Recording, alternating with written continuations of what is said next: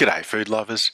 Last Wednesday I cooked some reef and beef. I was visiting my family in Brisbane, so I got some Moreton Bay bugs, some banana prawns and a Wagyu porterhouse.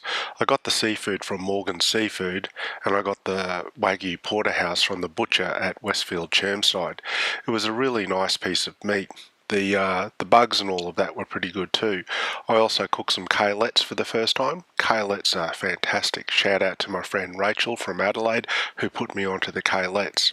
So I got one of my daughters to film just a little bit of me cooking the Wagyu porterhouse. I like using the Heston Blumenthal method of turning over the steak on a very high heat every 15 to 20 seconds. So basically I count to 15 or 20 and then basically turn over the steak. I've sped up this video because it's pretty boring if you saw it at normal speed. There's also a jump now to closer to the finish.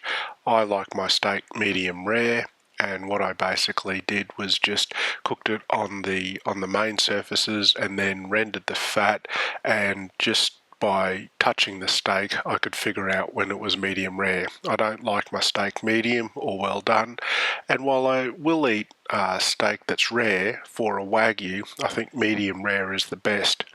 So as you can see, there's plenty of smoke coming off this really hot pan, and that pan was heating up, even the handle was getting hot. So the steak is nicely caramelizing, and then shortly after this particular part I start adding in some butter. Here we go, here's the butter. You can tell how hot the pan is, starts to foam up really quickly, and then I baste my steak with a little bit of that melted butter. I kept some of the burnt butter later to add to the finished meal. So just baste the steak, turning the heat off, take the pan off, and there you can see a lovely piece of Wagyu porterhouse that was resting. I rested my steak for about 10 minutes, which I think is not an unreasonable length of time. It maximizes juiciness and tenderness, and you can see here just with the slicing of the meat that it's really very tender, and inside you can see that it's nice and pink. It was really cutting easily, and for 4 people 1 steak was more than enough, particularly with the prawns and Moreton Bay bugs that I also had.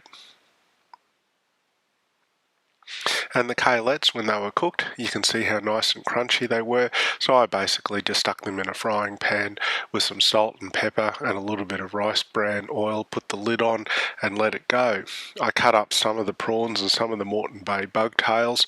I made sure that there was half a tail for the 4 people who were eating this meal, as well as some prawns, but I wanted to cut up some of the seafood so I can add it to the Caesar salad that I was making as well. And there you can see that lovely pink middle of that steak. So the kalettes, and in the background you can see there just some cos lettuce ready for a Caesar salad, lots of seafood and lots of steak. Oh yeah. And so the finished meals, I didn't have a potato because I'm low carbing at the moment, but Mum, Dad and one of my daughters had a potato or 2 potatoes each, and that's the final product. Gee, it was good. Tasted fantastic, and with the burnt butter over the top and some Caesar dressing, what more could you want? So that was my reef and beef meal from last Wednesday when I was visiting my parents in Brisbane. Catch you later. Bye.